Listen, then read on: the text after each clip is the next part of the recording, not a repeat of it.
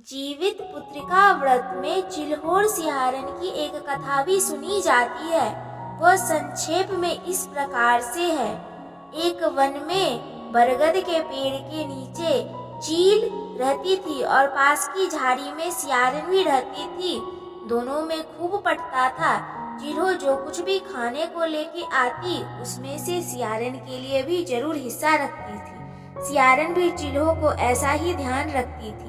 इस तरह दोनों के जीवन आनंद से कट रहे थे। एक बार वन के पास गांव में औरतें जित्वा पूजा की तैयारी कर रही थी। चिल्हो ने भी बड़े ध्यान से देखा और अपनी सखी सियारिन को भी बताया।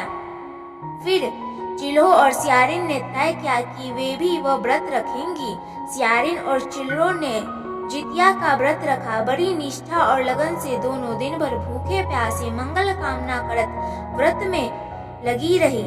मगर रात होने पर सियारन को भूख प्यास सताने लगी। जब भूख बर्दाश्त नहीं हुआ तो जंगल में जाके उसने मांस और हड्डी भर पेट खाया। चिल्होर ने हड्डी चबाने के कड़क कड़क की आवाज सुनी तो पूछा कि कैसी आवाज है। सियारिन ने यह कह दिया, बहन भूख के मारे पेट गुरगुरा रहा है, यह उसकी आवाज है। मगर चिल्हो को पता चल गया। उसने सियारिन को बताया कि जब व्रत नहीं रखा जाता तो व्रत का संकल्प क्यों लेती हो। सियारन लाज गई और व्रत भंग हो चुका था। चिल्हो रात भर भूखे प्यासे रहकर पूरे व्रत का पालन किया। अगले जन्म में दोनों मनुष्य रूप में राजकुमारी बनकर सगी बहनें हुई। सियारिन बड़ी बहन हुई और उसकी शादी एक राजकुमार से हुई।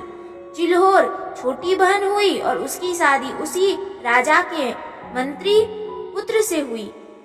बाद में दोनों राजा और मंत्री बने। सियारन रानी के जो भी बच्चे होते वे मर जाते, जबकि चिल्होर के बच्चे स्वस्थ और हट्टे कट्टे रहते थे।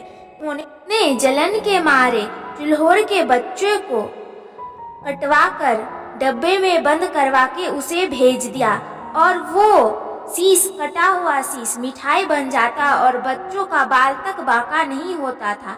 बार बार उसने अपनी बहन के बच्चों को उसके पति को मारने का प्रयास किया, लेकिन सफल नहीं हुई और असफल ही रही। आखिरकार देव योग से उसे भूल का आभास हुआ।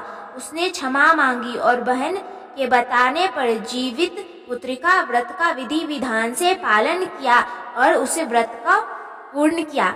फिर उसके भी बच्चे जीवित वाहन का अर्थात जितिया का व्रत करने से संतान सुखमय और दीर्घायु होते हैं और पति की लंबी आयु होती है और पुत्र धनवान और लक्ष्मीवान और दीर्घायु होता है। इसीलिए जो भी इस व्रत की कथा को सुनता है उसके पुत्र और पति की आयु बढ़ती है और शुभ फल होता है।